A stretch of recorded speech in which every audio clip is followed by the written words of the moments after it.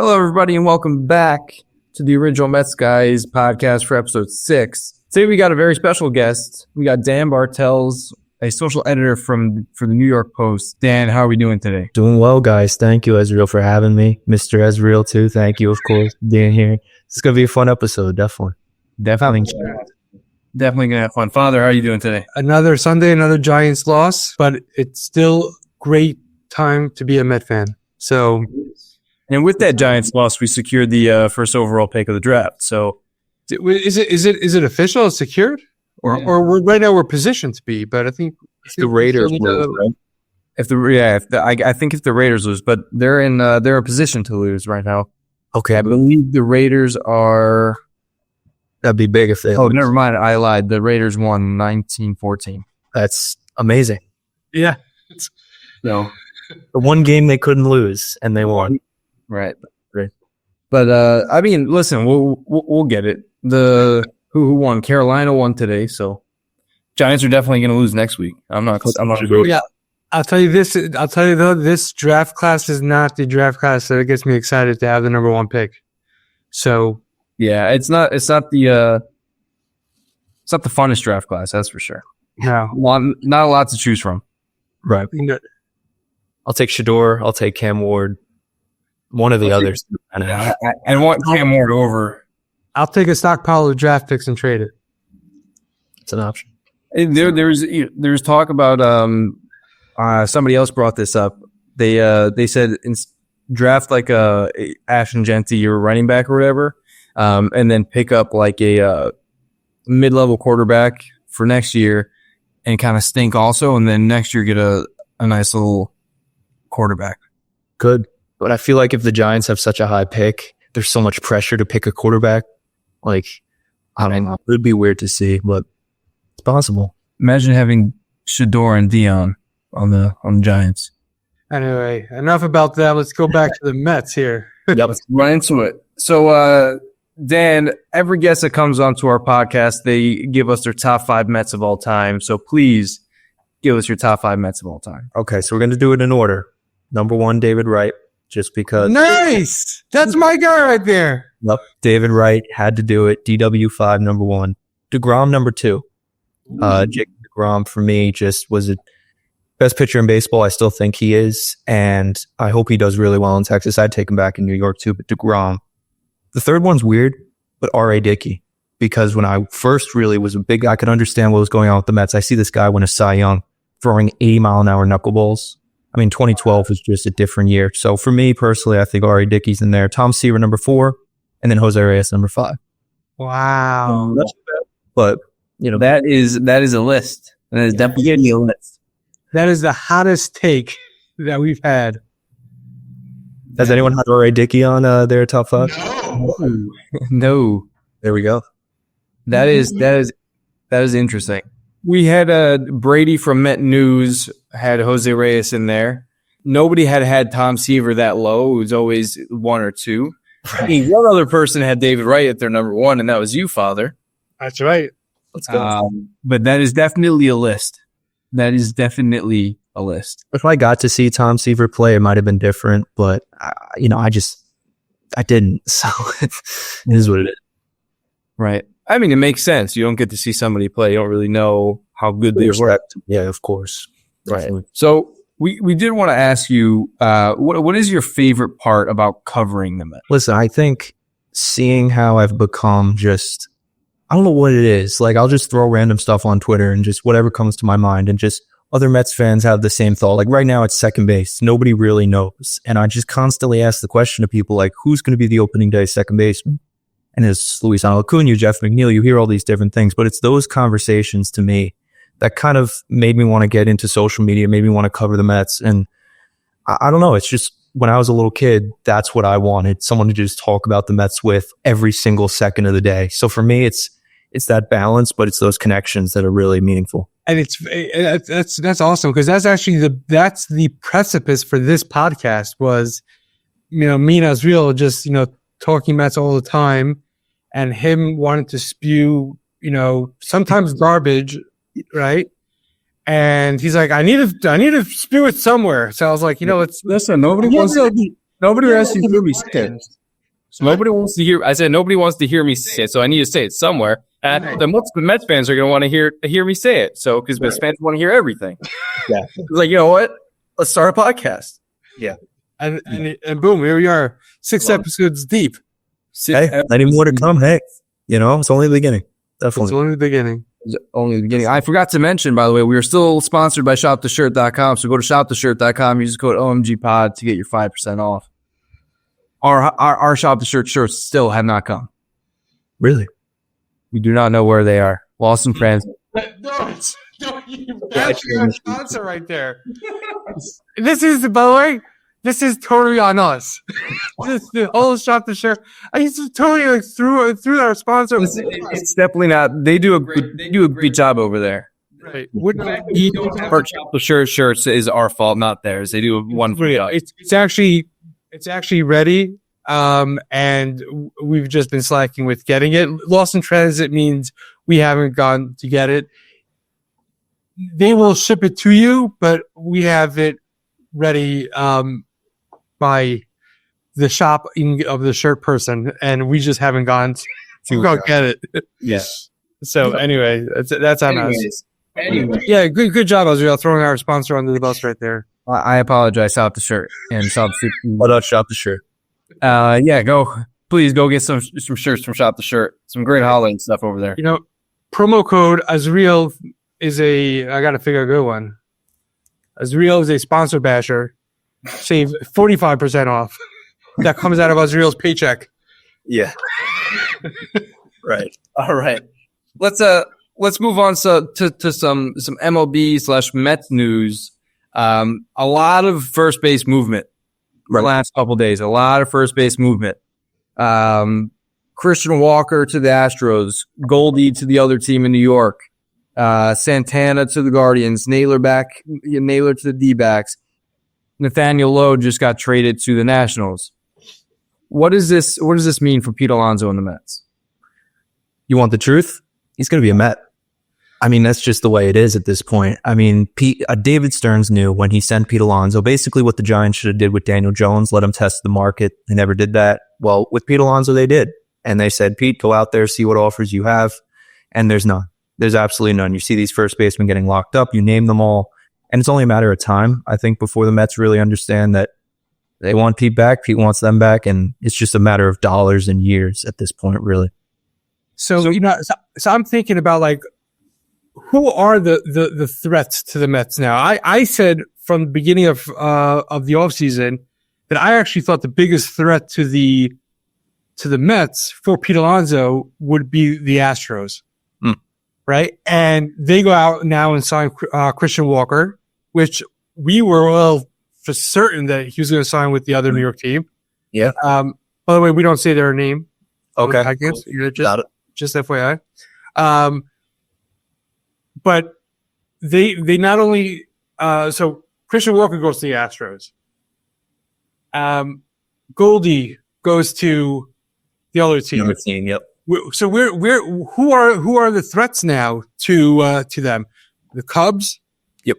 Is there an opening now in Texas, or I think put Jake Berger there with Josh Smith and maybe even Ezekiel Duran. Who are the threats to the Mets? If there's a threat out there, who are they?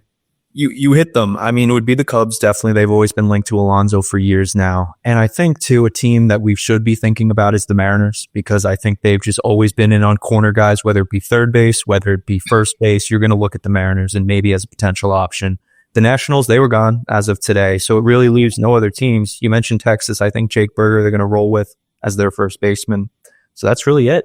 It's Pete Alonso, the Mets, and you're going to look at a deal. I don't know if we plan on covering contracts and stuff, but 3 years, $90 million, maybe something in that range, 5 years, $125. It's something in there I think can work. I thought in the beginning of free agency, we were going to talk about 5-6 years, close to 180, 190, right? But there's no market for that right now. No.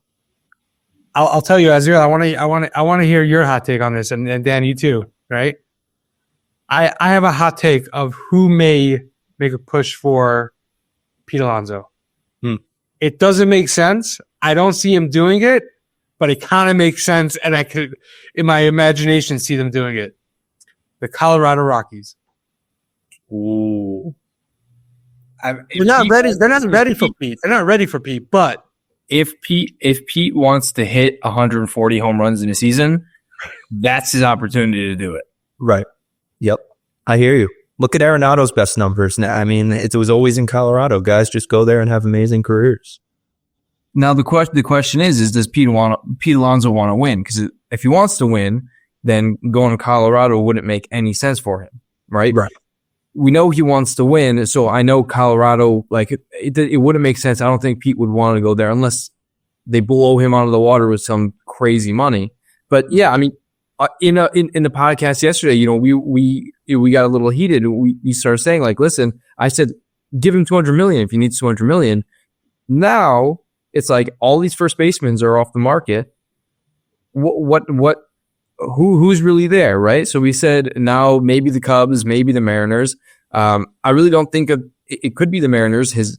Pete's career number, you know, at T-Mobile, career numbers at T-Mobile Park are atrocious. So I really think it would be between the Cubs and the Mets, and the Rickett family doesn't really spend. So I really think it's only the Mets, right? So I mean, personally, I would like to see a 5-year, 125 deal. I would like to see Pete 100% live out his career with the Mets, but you know what? He's not going to get nearly as much as he wanted to, and he should have taken the extension at the beginning of last season. Should have. And I think Pete regrets that. I think David Stearns kind of maybe gives Pete a little grace and kind of maybe tacks on maybe that extra year. If he gives him 4, it's 5. If he gives him 5, maybe it's 6. But I think 5 years is the max. And I just think the kind of player Pete Alonso is, you don't want to sign him for longer than that. It wouldn't be good. yeah, I know. I was sitting at a basketball game last night. My other son's high school basketball game. Sitting next to a Met fan, and we're having this conversation about you know how many years to offer Pete, and we pull, you know, he is in the top 5 of all statistical categories for first baseman, right? But then you look at, so we looked at Albert Pujos's his years, and his OPS was bonkers until he signed with Anaheim, right? Which was around his age 30 season. Mm-hmm. And then you just saw, like, for the first couple seasons, it was significantly lower than it was in St. Louis, but he kind of hung around the upper 800s, and then it just declined. And I think that is the biggest fear that everybody's having with Pete Alonso, because he's no Albert Pujols. I love the guy, but he's no Albert Pujols.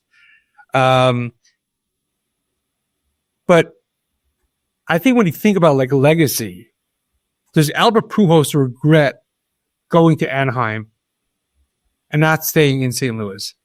And is that something that's going to weigh in Pete Alonso's mind about, I have a legacy here, and he will be an all-time Met. He'll be top 5. If he resigns, he'll be top 5 on this list. Maybe even by next year, if he resigns, right?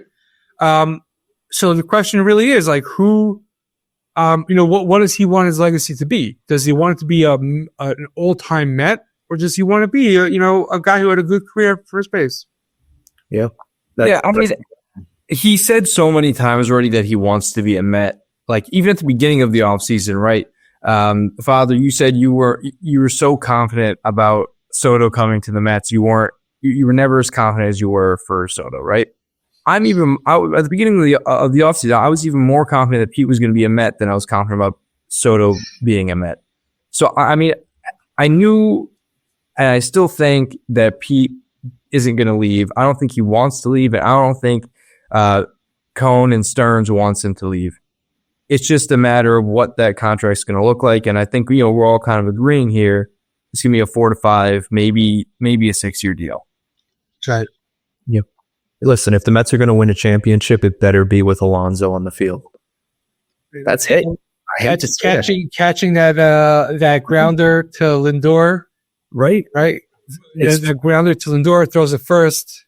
Mets win the World Series, and Alonso puts the ball in his back pocket as they mob the pitcher. Yep. people get on him for the defense. Guy led the league in scoop rate. I mean, if you ask a first baseman what you want him to do, it's picks. Right. That's his job. His Joe, job. you just named Azriel's favorite stat about Pete Alonso. That's it. I mentioned it at least once an episode. Like, whenever people with him, we say that the only downside to him is his defense. But he had the best first base defense in the league, so I don't know what everybody's talking about here. Right. He mentions it once per episode, but about 15 times a day at home. That's it. Outs above average. You don't need any other defensive metrics. No, No, for your first baseman, you don't. Right. So let me hear you guys. Give not the Cubs, right? And let's say not the Mariners. Who's your hot take as to who could scoop in and make a play at Alonso? Azriel, you want to take this? I mean, let me think about this. I don't know. There's really not a hard one. It's definitely a hard one to maybe the Rangers, right? They say DeGrom and like let's really rip the hearts out of Mets fans and take them both, but Jake Berger's not that good. That's the only reason I say that, but I don't know. Right, but they right, but you can then say that they have an overflow of corner infielders that they can't put anywhere else. You got Simeon and Seager up the middle, and then Jung, you out there too. Yeah. I wonder if San Diego would make a push for him. Right. Yep. I'm forgetting his name at first base, but they've been trying to move him for quite some time. What is his name? Will Myers just retired. Will Myers. Who's their first baseman? Why am I forgetting his name? Cronin, right? Cronin. Yeah. Right. So they've been trying to move him. They tried him at second base. It didn't really work out. They got Arise. Arise is a horrible first baseman. So listen, they also need a bopper, right? As you like to say. So I wonder if San Diego would make a push for him. The only other semi-fit I'd see for Pete. Yeah. They're doing some weird stuff with their contracts too. They were taking calls on some of their guys. Like I've seen some things like Mets fans should go after Yu Darvish, like take on the last couple of years of his. I don't know. I mean, if you want to track Sasaki, I mean, that's a good way to go about it, but I don't know if that would be an avenue the Mets would take. Right. Yeah. I mean, I don't know. Oh, I agree. I don't think Yu Darvish would. I don't even think that'd be an option. I don't even know. I don't know what that trade would look like. It'd be, it's complex. It would. I don't think it would make sense for anybody, right? For the Mets or the Padres. And listen, we talked about this. So I don't know if it was last episode when we talked about Sasaki a little bit, but Sasaki, it came out that he likes the way Hefner, develops his guys. He also is using the same agent that Kodai Senga did, and Steve Cohn and Joel Wolf have a good relationship. So I already see or think that we have a slight leg up in this. I wouldn't say that we're a massive favorite, but I really like our chances in getting Sasaki. It's good we met with him first. We did meet with him first. That is true. Little doubleheader too, right? He met his old team in New York right after. Yeah, the other team. Yeah, he would change our rotation. Unbelievable. I mean, we'd build around him. So could we go to the rotation then? Because since we're on the topic, we'll go to the rotation. Mets are in Griffin Canning, right? I've actually been very pro all the pitching moves that David Stearns has made, and I think that Frankie Montas, Luis Severino, Sean Manaea, in my opinion, you watch them and they have good stuff. Now, obviously they had better seasons than they had some bad seasons, they had some good seasons. Griffin Canning, it doesn't make sense to me. That move doesn't make sense to me, especially when they're already so thin in their rotation. Like you think about they're going to go in a 6-man rotation, right? So who right now? Who's the 6th man? Is it Griffin Canning? Is it McGill? Is it Jose Buta? Does he go back into the rotation? I just don't see why this move of Griffin Canning makes sense. He's a guy that can eat innings out of the bullpen. He's a guy that can be a swingman for us. There's like multiple guys in this Mets team that you would think of as swingmen. You think of McGill, Budo. You're going to think of Canning in that role. Paul Blackburn's going to be in that role. That can be a pseudo sixth starter for the Mets.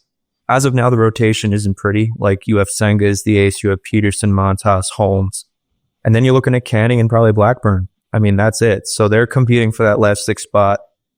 Canning's stuff plays up. He's a guy that I was just doing like a deep dive with last night. He was telling me all these great things about Griffin Canning. He has all these different pitches. So we'll see. He came over in the Jorge Soler trade, so there's definitely some attached value to him, but we'll see. He's not going to be anything special. He's not going to get Cy Young votes, but he might be a good sixth starter. That's probably the ceiling for him. Right. It's not pretty. Yeah, I mean, it doesn't make sense. Right. You know, especially if, you know, the rumors are true about us going after Walker Buehler, being interested in Walker Buehler. Right, because then all of a sudden now you have 8 starters. So, I mean, the only way I see it is Griffin is going to be in the rotation. Some guy, you know, we need help, or there's something. I can't make it make sense in my head of why we got Griffin Canning. Right. Also, he doesn't really have good stuff. I mean, you watch him pitch. He's not really that good, but right. I mean, let's say Stern got an eye for talent, I guess. So you got to trust Stern, right? Also, think about the contracts. Griffin Canning was 4.25. Paul Blackburn's 4.5. So if that's a shadowing move, probably Blackburn's traded. But don't hold me to that. But that's probably my assumption. All right, but you know, I'd rather have Blackburn than Griffin, right? Yeah. But I'll tell you, the thing that shocks me most about this, because I agree with you in the sense that these guys, 3 out of these 4 guys, Blackburn, Canning, Buto, and McGill, are going to be in the bullpen. Mm-hmm. But then why not go and shore up why not go out and get, Static back? Why not go out and try to get, a guy who can give you 1 or 2 innings in that bullpen that we need to bridge our way to Edwin Diaz? Let's get that guy and forget Canning when you have McGill, Buto, and Blackburn already. That's the thing that doesn't make sense to me. And I don't think that this means that they're done with their rotation. No, not at all. But the question is, that move just doesn't make sense. I think the Mets last year was the biggest thing. They were burned out by the end of the year. They had no guys that could eat innings. Reed Garrett has the most appearances in innings. He had 50 innings out of the pen. I think 55 last year. No one even had 60. So right. I think that's the mentality. That's the only assumption I can think of, that the Mets just need inning eaters. And you have a guy like Griffin Canning who can, if he's good at anything, he's good at eating innings. So right. Listen, it seems like we need to bring back Pedro Feliciano. Right. Yeah. But God bless his soul. Yeah. But I mean, right now it makes you get nervous about this rotation, and I know that they're not done. But Manaea, got to get Manaea here. Castillo, maybe swing a trade for him. So I was listening to the Mets pod or Met pod or whatever that podcast is called. And they were saying how the Mariners are going to want something in return that's going to make them better now. Right. Right. So what does that trade look like now? Right. Because you're not going to load them up with prospects because they're not going to be interested in that. And, we don't really have guys that are going to make them better now. Yes, and the guys that are going to make them better now are guys that we're not going to trade. Right. We're not going to trade Vientos. Nope.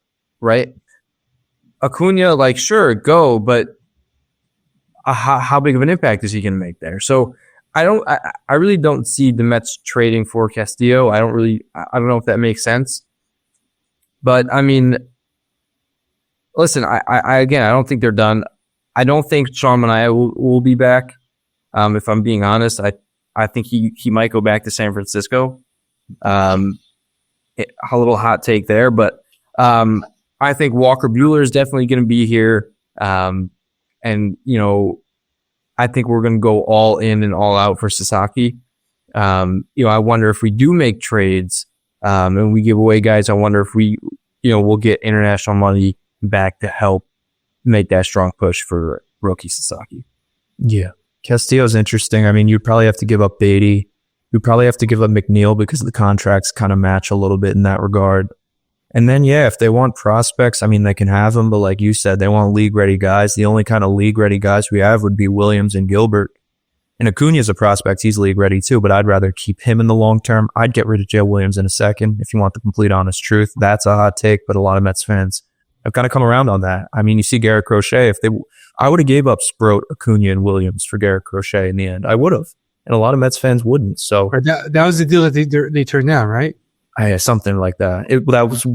That's what it would have been. So right. I know Williams, and I think it was Gilbert that the Red Sox wanted, and the Mets said no to. I'll tell you, I agree with you. I think that Luis Castillo is possible to get. I think Beatty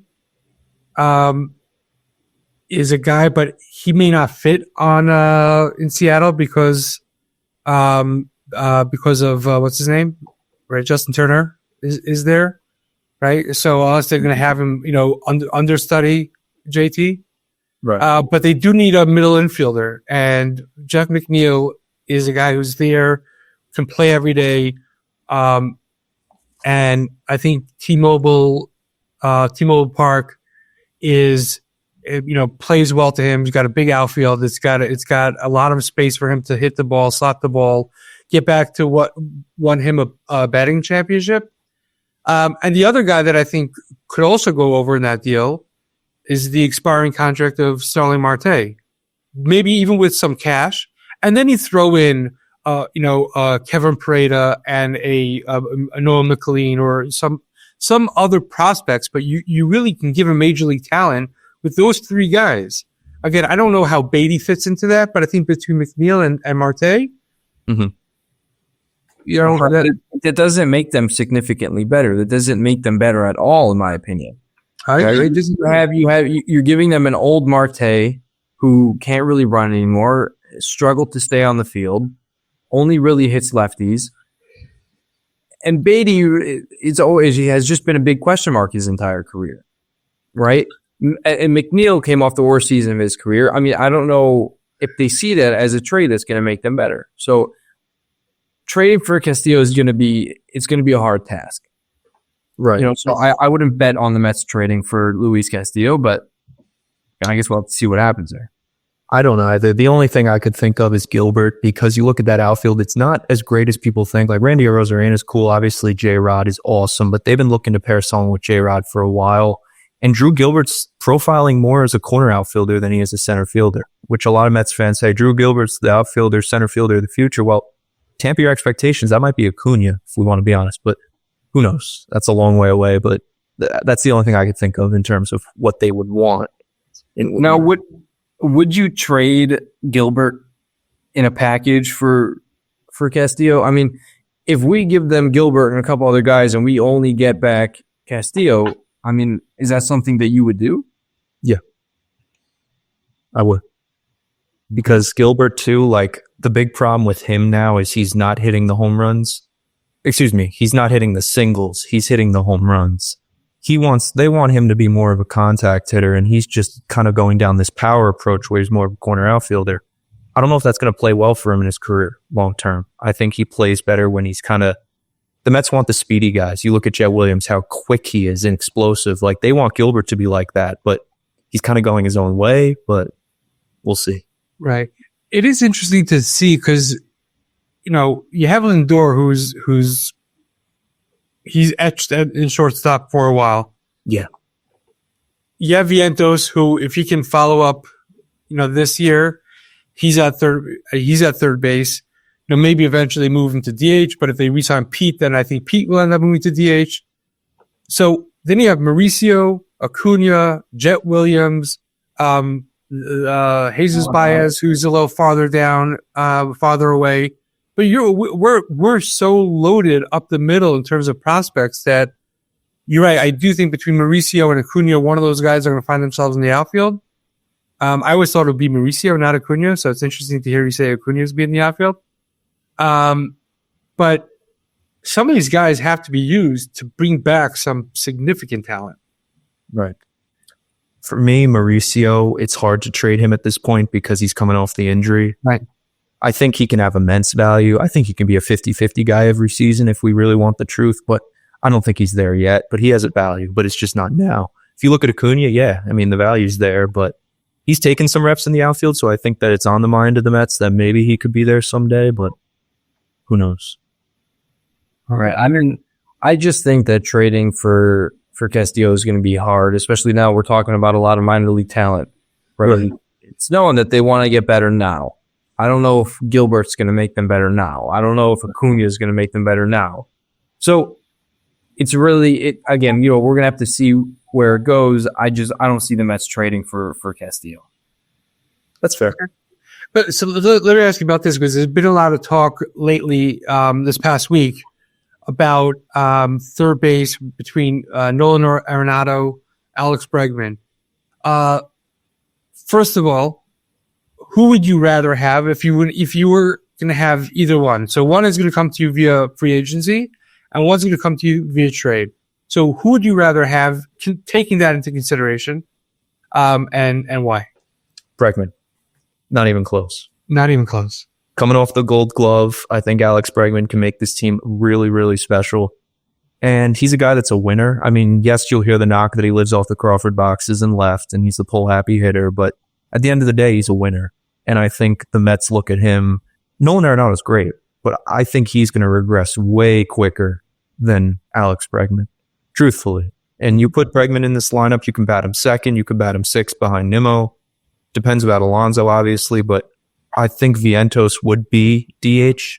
I think the sophomore slump is a real thing, and the Mets are going to hedge their bet and say, if this kid gives us 40 bombs out of the DH spot, we might go to the World Series. But if he falls flat on his face at third base, well, that's not bad. That's really bad. We don't want that. So you could also look at it the other way, too, that Vientos stays at third base and kind of fits the David Stearns mold that he develops there, but then Bregman goes second.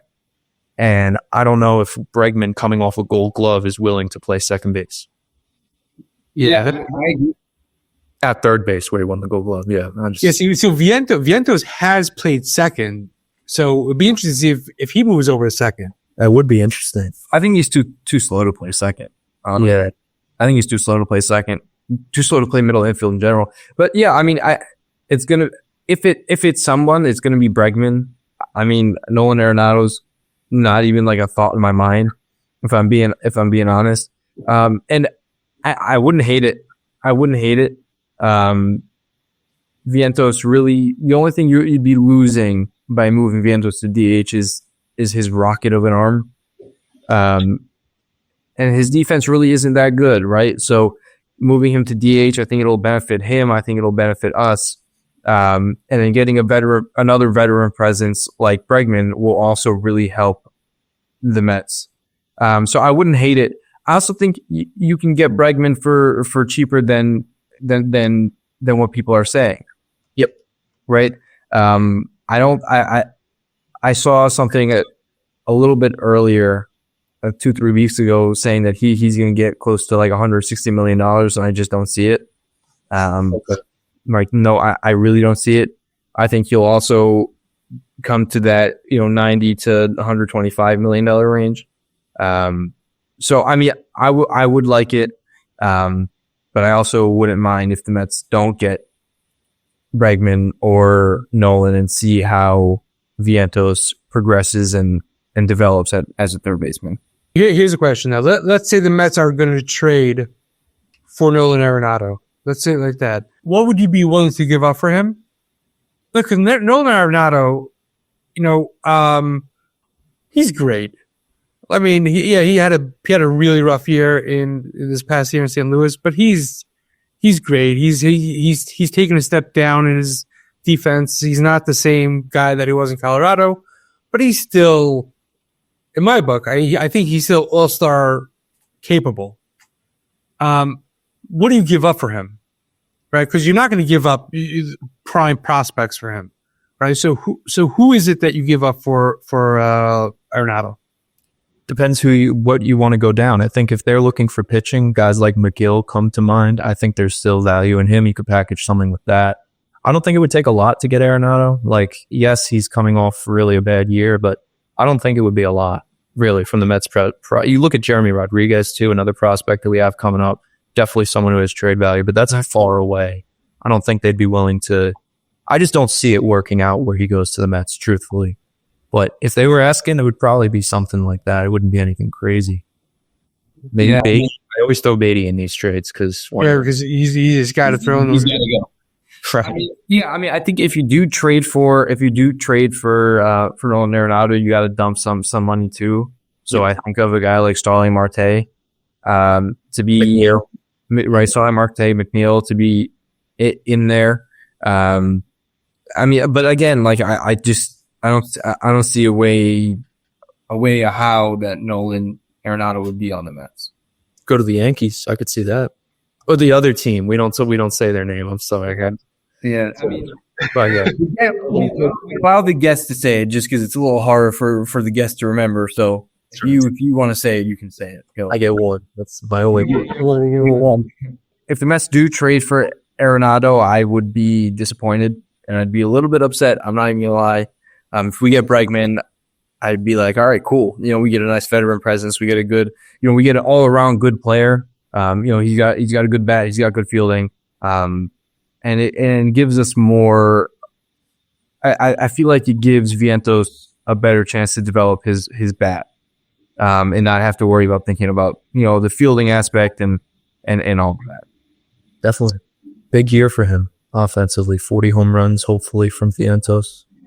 You think you get 40 this year? I do. Apparently, MLB The Show thinks he's gonna get 56.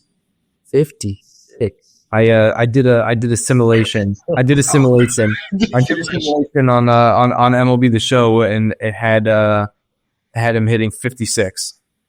Oh my goodness! I don't know how many games he played. He didn't play a full season this year. He did. He came up in May or I think he played like 135 games, maybe 110, 111.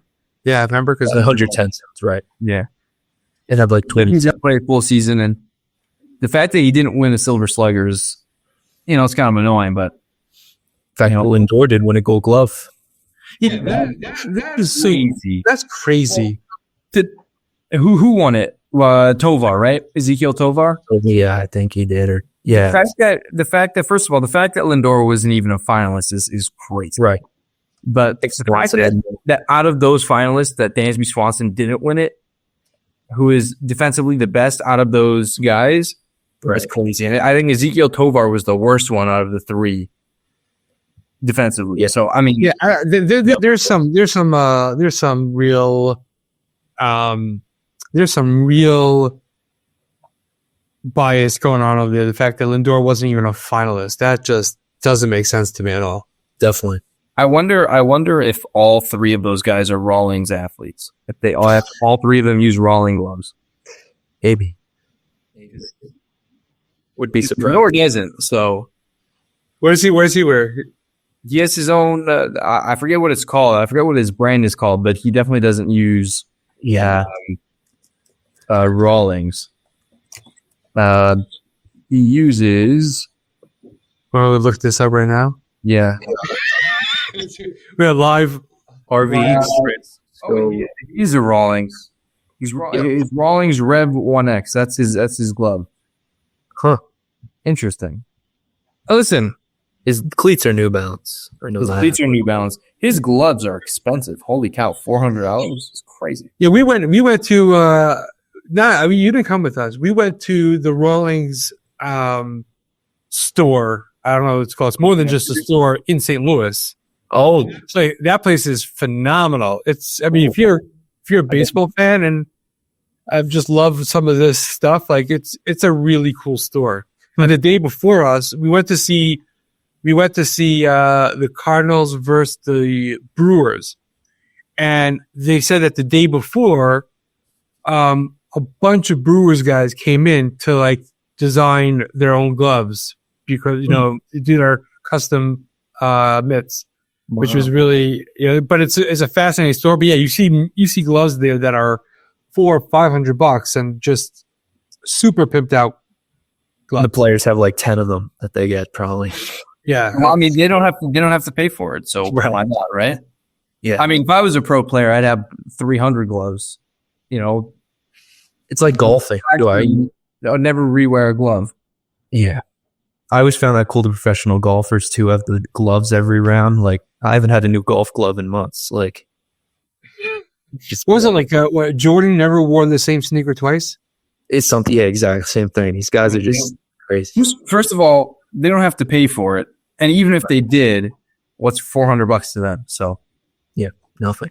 Father, you said that you had a game for us. Yeah. All right. So here we go. Ready? Juan Soto signs with the Mets. Right? He becomes. People always talk about, to go from one team to the other team. Let's just remind everybody that there was a period in time where the other team in New York were getting all the guys that were from the Mets, right?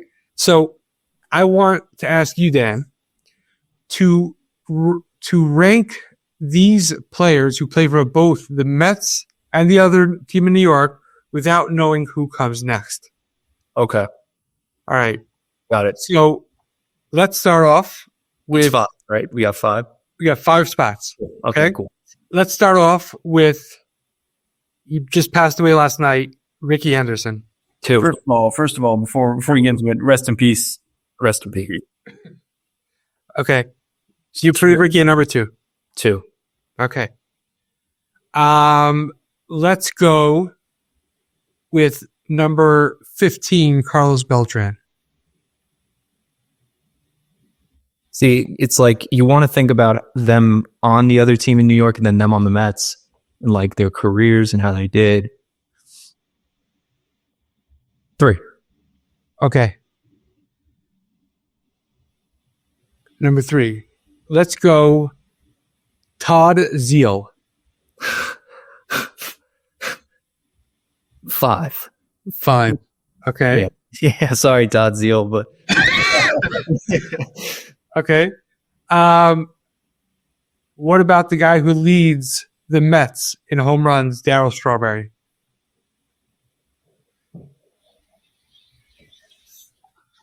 1. Why? Yeah, 1 feels safe, and then we'll see about 3. But Okay.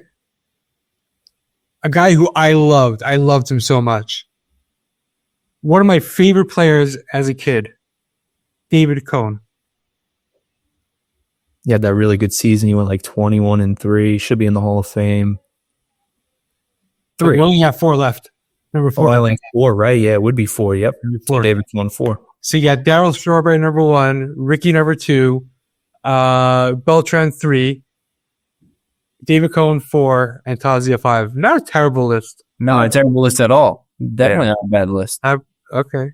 I guess Zeal had to be 5. Cohen's the only thing is Ricky, because he's such a good player outside of that, like what he did for baseball in the leadoff position. Like it's tough to kind of, but yeah, 2 is probably good for him. So now, were you ranking them in your head? Were you ranking them as like who are the top player, like players as a whole, or just what they did for the Mets and or the other New York team, or just the Mets? Like, how do you rank them? Darryl went 1 because, like you said, like he meant so much to the Mets in terms of just everything he did and what he meant as a player. Like for him, he's in his own Mets category. He'll probably be number 1. But you let off with Ricky, so I was thinking, like, is this going to get tougher than Ricky? Am I going to have? I mean, again, there's not many guys, but I was just like Ricky as a player, probably 2. Beltran, just because what he meant to the Mets on the Yankees. He was old at that time in his career. He didn't really do much for them.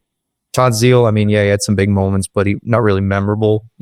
Player to player, Beltran's definitely better. So, and David Cohn, there's a case for him for the Hall of Fame, stuff like that. But he was just I was a huge David Cohn fan. Yeah, loved him on the Mets. I'm surprised you didn't bring up the Grandy man as somebody for the sake. So it's funny. I'll tell you, there were 3 names. There were 3 names that I was thinking about. Right, there's 3 names I was thinking about to really like, and depending on like, if Dan would have left like number 1 open, I would have gone with a guy like Tim Burke. Yeah, Adam Arguino or something. Right? Yeah, Tim Burke was like a reliever in the 80s. Oh, okay, yeah, old. Okay, yeah. Yeah, I mean, he's the guy that I'm like on what's that game, Immaculate Grid, whenever like the Mets and the other New York team, lined up, I always throw him in there because he's like 0.001. And somehow in my mind, I remember him getting traded. Like because that was a big deal that the Mets and the other team, the Bronx, made a trade mid-season. I forgot who the Mets sent there, but the Mets got Tim Burke. I believe that's how it happened. But so he's my guy on Immaculate Grid that I always throw out. So I was thinking if he had number 1 open, I was going to throw Tim Burke in there. Granderson was another guy, but the other guy I was thinking about was Tony Clark. I don't know why. I was thinking about Tony Clark. But that's funny. I like that game. That's a good game. And if you started off with Ricky, like the way you did, that's just made it so much more difficult trying to think about everyone. So we do have a little bit of time left before our 1 hour mark. So I want to ask this: can you rank your all-time Mets lineup? If you had to make an all-time Mets lineup, what would that look like? Who would I have leading off? Mookie Wilson leading off. I think for me that's pretty simple. 2-hole. Keith playing first. Mookie Wilson, I'd probably put him in center. Keith at first, batting 2. David Wright playing third, batting 3. Mike Piazza behind the plate, batting 4. Jose, I should have started off that. I got to think about this. You could rework it. Yeah, let me, I'm going to get my notes app out while I'm just trying to do this. All right, so leading off, Mookie. Keith in the 2-hole. David in the 3, batting third, playing third. 4, I'm going to go Daryl in right. Batting 5th, I will go Alonso at DH. Oh, I did that. Don't stop you. Right. 7. See, so shortstop's a difficult one. I'm just going to throw Lindor in the middle of that because I wanted Reyes to lead off, but I kind of went with Mookie. Lindor behind Alonso. I guess Soto has to be in this too, right? So I'm moving Daryl to left field. I know this is very confusing. Soto hasn't played a game yet for the Mets, so you have to put him in there. He's literally worn a uniform once. Right. Yeah, I guess I can't put with just pants. Yeah. Right. You're right. Okay. Lindor behind Alonso still. So I need second base. Let's go Daniel Murphy. Ooh. So Daniel Murphy, now I just need, I have third, I have first, I have center, I have right, left, shortstop, I have Lindor, Murphy at second. You have a catcher in there? Oh, Piazza, right. So I'll put Piazza between. Okay, this could work. 1, 2, 3, 4, 5. So, okay, right now I have Mookie leading off playing center. Keith in the 2-hole playing first. David in the 3-hole playing third. Daryl batting 4th playing left. He might play right. Leave left open for someone who I'm... Alonso the DH batting 5th. Lindor in the 6th hole batting 6th playing short. Brandon Nimmo playing left behind Lindor. Mike Piazza in the 8-hole catching, and Daniel Murphy, the double leadoff hitter, as my second baseman. No, a long pile. So this, the reason I bring this up is because I saw this on Twitter, and I saw a lot of people posting it. So I did one myself. Sure, let's hear it. Let's hear it. I had number 1 at shortstop. I had Francisco Lindor. Okay, yeah. Okay. Number 2 at third, I had David Wright. Number 3 at center field is Carlos Beltran. Yeah. Thinking, yep. Number 4, right field, Darryl Strawberry. Number 5 at DH is Pete Alonso. Okay. Number 6 at catching is Mike Piazza. Number 7 playing first base is Keith. Number 8 playing left field is Brandon Nimmo. Batting ninth, playing second is Edgardo Alfonso. That's probably the better one. Yeah. And then I even did my starting 5 would be Tom Seaver, Jacob deGrom, Doc Gooden, Jerry Kuzman, and Matt Harvey, the Dark Knight. That's probably exactly. Right, well, you guys got R.A. Dickey. Right. Maybe gets over what's his name? Matt Harvey. 6-man rotation with R.A. Dickey. I gotta throw David Cohn in there. I remember one of my like brightest Mets memories is when Matt Harvey came back from his Tommy John, and it was a dark. We were wearing the black jerseys. Everybody in the stadium was wearing black. Everybody had the Batman, masks on. And when we watched it at home, I like vividly remember us having a Batman mask. Oh. Do you remember? Yeah, of course. So that's like my Matt Harvey memory. And we would call it Happy Harvey Day. Yep. Yeah. It was a moment. It was like a holiday every time he took the mound. Yeah, I mean, he was something different. He was special. DeGrom was that level of dominance. I mean, it's just DeGrom you could talk about forever. I still think he's the best pitcher in baseball, truthfully. But I seriously hope he comes back and he's such a good guy also.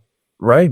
So you want him to come back and have a solid season, and I'd love for him to be in the Cy Young discussion, if not win it. But can I give this a shot? I want to see if I can come up with my starting lineup. Go ahead, please. Okay, this is hard. So I guess starting off, probably lead off. I'd probably go Lindor leading off. That's probably the best. Yeah. Yeah. Batting second, first base, Keith Hernandez. I do like him in the 2-hole there.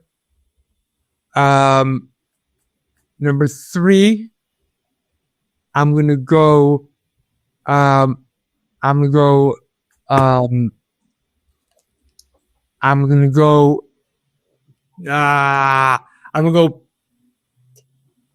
Let's see. Okay. I'm gonna go with a righty because Darryl is a lefty, so I'm gonna go righty. Mike Piazza 3. Right, Mike Piazza 3.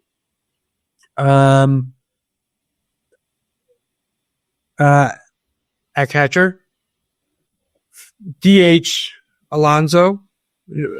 4. We have what's his name?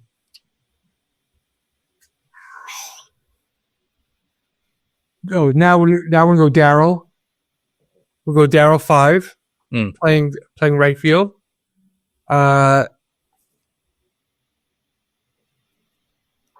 6, I'm gonna put David Wright. Okay. I'm gonna put David Wright batting 6th. I got Darryl, and I got 2 outfielders still available, right? Yeah. You only said Darryl, so I'm already right. Okay. So then I'm gonna. Oh, and I have second base open also. Yep. Okay. So I'm gonna put Beltran in center. Beltran in center, batting 7th. Number 8, I'm going to put Daniel Murphy at second. Nice. And then, okay, I'm gonna do this. Nimmo on left? No. Tommy Agee in left field. Ooh. Mm-hmm. I just went there. Right. I just went there. Now, if I had to have my bench players in there, I think if I had 4 bench players, I think I would do 4 Wilmer Floreses. Right. I mean, you could think about any player that's played in Mets history and like just take their career. Like Willie Mays would be easy, right? Nolan Ryan would be easy, but they weren't good Mets really. One was really young, one was really old. Yeah, so if I'm talking bench, I want Edgardo Alfonso on my bench. I want Howard Johnson. Ojo on my bench.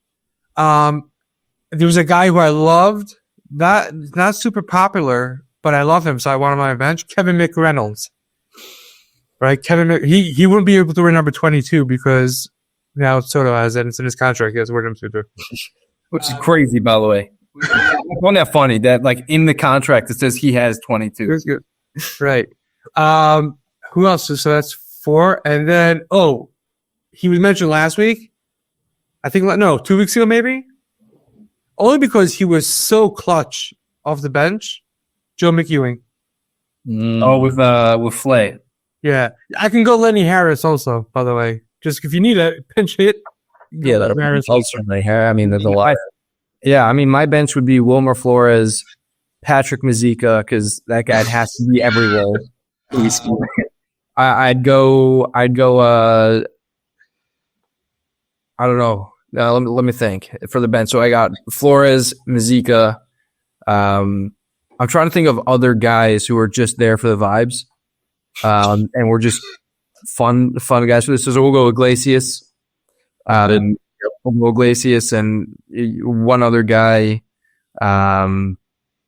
Just because I love him. I want El Troll on the bench. Just to troll. El Troll, Francisco Alvarez for Albi. What about this? I don't know if you remember this. I don't know how you are, Dan, but I don't know if you remember this. But in the 99 playoffs, maybe it was in the 99 playoffs, Bobby Bonilla and Ricky Henderson playing poker in the dugout during the game. Yeah. So you definitely have to have Ricky Henderson and Bobby Bonilla in there just to play poker. Right out. It's the ultimate vibes, yeah. Yeah, I mean, Alvarez, I love the bench. I mean, there are so many guys in Mets history who are kind of just there for the vibes. Another guy, not so vibey, but another guy who we have to pay tribute to and kind of put him in there is Mike Baxter. The no-hit saving, career-ending catch. Yep, definitely. Well, my 5th grade teacher was his aunt. One more time. My 5th grade teacher was his aunt, Mike Baxter. Yeah, he's from Queens, right? That's right. It's crazy. That's a nugget. So who you have Mike Piazza as your catcher, right? We all have Mike Piazza as a catcher. Who's the backup catcher? You have Gary Carter, Todd Hundley, or Jerry Grote. For me, it would be Carter, I would think. Yeah, I mean, if you go better players, then you got to go Gary Carter. I mean, I would have Francisco Alvarez just because Francisco Alvarez is Albi, but because you don't know any of the other guys except for Gary Carter. Yeah, I'm gonna go Gary Carter. No Josh Tolley, no John Buck. Oh, remember John Buck went on a tear? Like in the first week of the season, he went on a tear, hit 5 home runs or something. It was okay. I remember that. But I'll tell you. So it depends.